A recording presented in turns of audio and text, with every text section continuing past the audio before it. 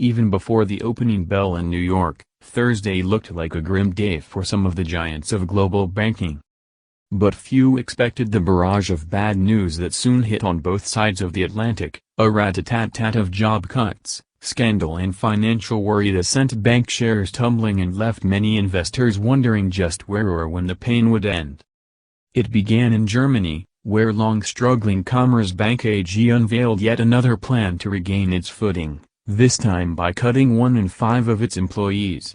In Washington, came still more blistering attacks on John Stumpf, whose grip atop embattled Wells Fargo & Co., the largest U.S. mortgage lender, remains tenuous amid the uproar over a scandal involving unauthorized accounts. And then, back in Germany, came the bombshell, revelations that some hedge funds were moving to reduce their financial exposure to Deutsche Bank, now the biggest worry in global finance. Before Stumpf left the U.S. House chambers after more than 4 hours of grilling, news broke his bank would be hit with more penalties after improperly repossessing cars owned by U.S. soldiers. As Deutsche Bank anxiety grows, some clients cut their exposure. While each has unique challenges, the overwhelming thing that has happened to the banks is they're forgetting their purpose, while complexity is increasing opportunity for errors, said John Lukamnik, executive director of the Investor Responsibility Research Center Institute in New York. 8 years after the financial crisis, the global banking industry is groping for a way forward. Global regulators have sought to make banks look more like boring utilities, but that road has proven steep. Emboldened by an international populist groundswell, they continue to dole out fines and penalties, and firms are scrambling for ways to make money as trading volumes decline and capital requirements become more stringent.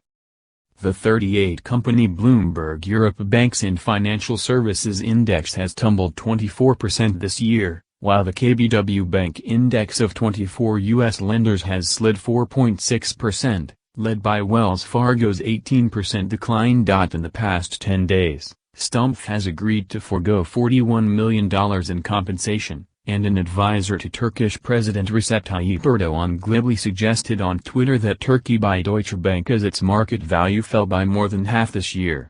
The German lender is now barely worth more than the $14 billion settlement the U.S. Department of Justice would like to extract in a long-running investigation of the bank's mortgage securities business. Stumpf berated again as lawmakers renew calls that he quit.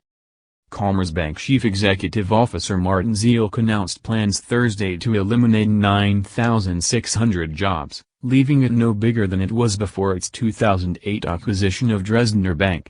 The Frankfurt-based bank has lost about 39% of its market value this year. Germany is still overbanked, and it's tough to have Germany as your home base when you want to compete with French, Spanish or American peers that operate in less fragmented home markets, said Klaus Fleischer, a professor of finance at the University of Applied Sciences in Munich. Wells Fargo troubles mount with penalty for soldiers' loans. Wells Fargo agreed to pay more than $24 million to the Justice Department and the Office of the Comptroller of the Currency to settle allegations that it improperly repossessed cars owned by members of the military.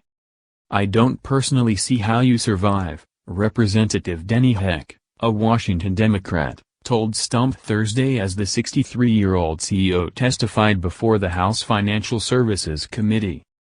Lawmakers called for Stumpf to be fired, for Wells Fargo's board to be replaced and for the bank to be broken up.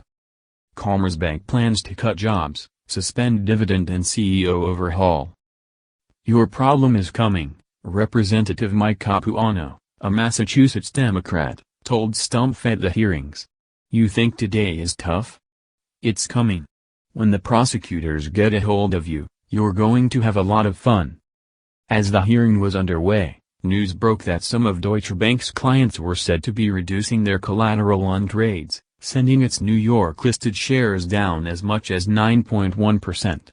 Earlier this week, CEO John Cryan was forced to shoot down speculation the bank needs more capital and may require a bailout, as its shares touch record lows and a U.S. litigation settlement looms. "Our trading clients are amongst the world's most sophisticated investors," Michael Golden, a spokesman for Deutsche Bank, said in an emailed statement. We are confident that the vast majority of them have a full understanding of our stable financial position, the current macroeconomic environment, the litigation process in the U.S. and the progress we are making with our strategy.